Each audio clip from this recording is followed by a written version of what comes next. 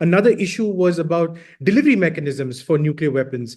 And in the late 80s, F-16s were sold to Pakistan, which was said that they can't carry nuclear weapons, but they totally could. This was in defiance of the Solar's Pressler amendments, which would mean cutting off aid to Pakistan, which was a vital member of the war against the Soviets, right? And then that is something that you keep seeing all the way up to 2007, where America kept on supplying weapons to Pakistan uh, all the way up till now.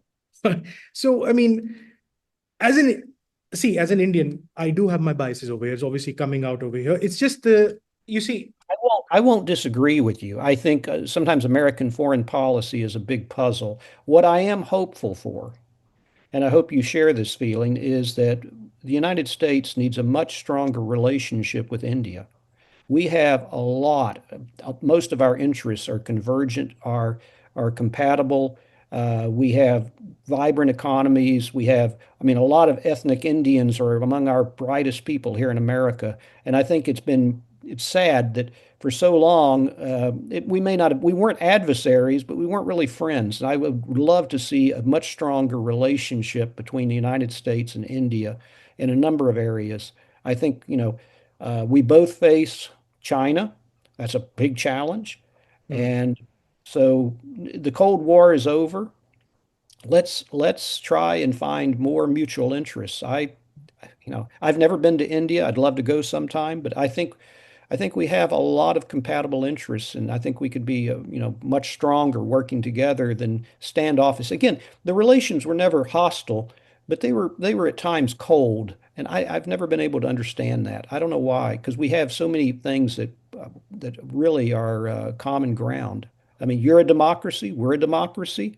Uh, absolutely. you've got a lot of bright people, and we appreciate that. You've gotten away from the more socialistic policies and into more capitalism.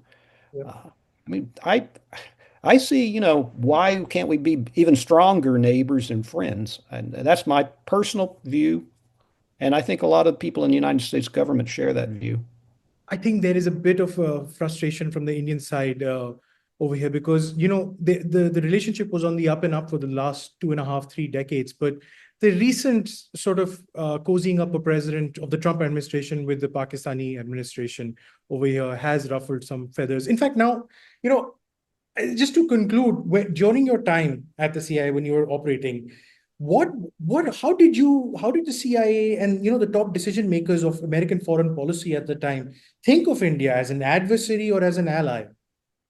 I think it was in between. It was in between. India has always been, the neutral. India, of course, was much friendlier to the Soviet Union than we were. In fact, we weren't friendly at all. Mm, A lot of Indian military weaponry was Soviet, whereas I think we should supply India with, and I think we are now, with more technology. I just read today in the newspaper that some major Indian company had stopped buying oil from Russia. That's great. Reliance, yeah. Reliance, yes, I saw that. That's great. And so I think, whatever was causing I don't know what it was, why we were, again, hostile was not the word, but standoffish. Mm. Uh, I don't know, the what that is, but I'm optimistic that we will have stronger relations, and as we should.